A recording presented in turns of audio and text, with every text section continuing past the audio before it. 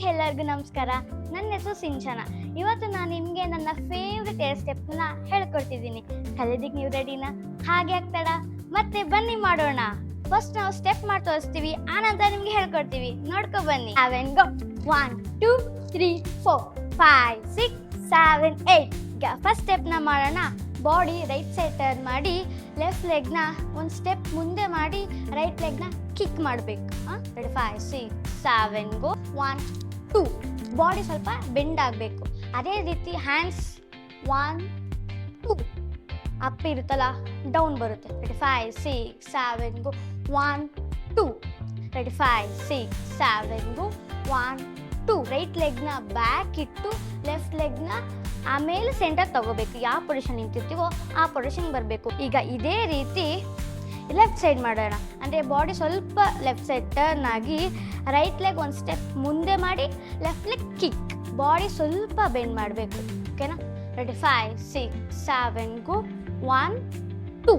Hands same ಇದೆ. ಆಮೇಲೆ right ಲೆಗ್ನ middle ಪೊಸಿಷನ್ಗೆ, ಅಂದರೆ ನೀವು ಯಾವ ಪೊಸಿಷನ್ ನಿಂತಿದ್ರೋ ಆ ಪೊಸಿಷನ್ಗೆ. ಫಸ್ಟ್ ಲೆಫ್ಟ್ ಲೆಗ್ ಆಮೇಲೆ ರೈಟ್ ಲೆಗ್. ಈಗ 5 6 7 ಗೋ. 1 1 2. 5 6 7 ಗೋ. 1 1 2. ನೆಕ್ಸ್ಟ್ ಸ್ಟೆಪ್ಪು ಈ ಪೊಸಿಷನಿಂದ ರೈಟ್ ಲೆಗ್ನ ಸೈಡ್ಗೆ ಇಡಬೇಕು.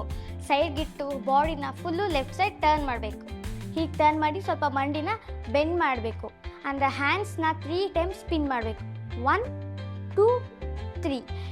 ಈ ಪೊಸಿಷನಿಂದ 1 2 1 2 3. ಇದಾಗಿದ ತಕ್ಷಣ ಸ್ಪಿನ್ ಆಗುತ್ತೆ.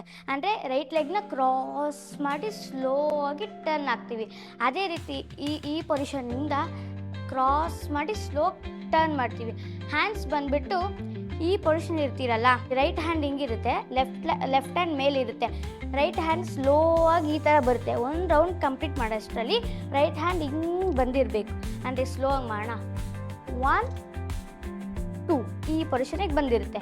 ಈ ಪೊಸಿಷನ್ ಆದಮೇಲೆ ಲಾಸ್ಟ್ ಒಂದು ಪೋಸ್ ಕೊಡಬೇಕಲ್ಲ, ಅದಕ್ಕೋಸ್ಕರ ಈ ಪೊಸಿಷನಿಂದ 1 2. ಇದು ಹ್ಯಾಂಡ್ ಶಾರ್ಪ್ ಆಗಿರಬೇಕು. ಮಂಡಿ ಸ್ವಲ್ಪ ಬೆಂಡ್ ಮಾಡಿಬಿಟ್ಟು ನಿಮ್ಮ ಪೋಸ್ ಇಲ್ಲಿರಬೇಕು. ಓಕೆನಾ? ಈಗ ಮಾಡೋಣ.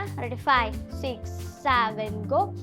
1 1 2 3 5 6 7 8. ಈ ಸ್ಟೆಪ್ಪು ನಿಮ್ಗೆ ಇಷ್ಟ ಆಗಿದೆ ಅಂತ ಅಂದ್ಕೊಂಡಿದ್ದೀನಿ. ಮುಂದಿನ ವಿಡಿಯೋ ಸಿಗ್ತೀನಿ. ಅಲ್ಲಿವರೆಗೂ ಕುಣಿತಾ ಇರಿ, ಖುಷಿಯಾಗಿರಿ. ನಮಸ್ಕಾರ.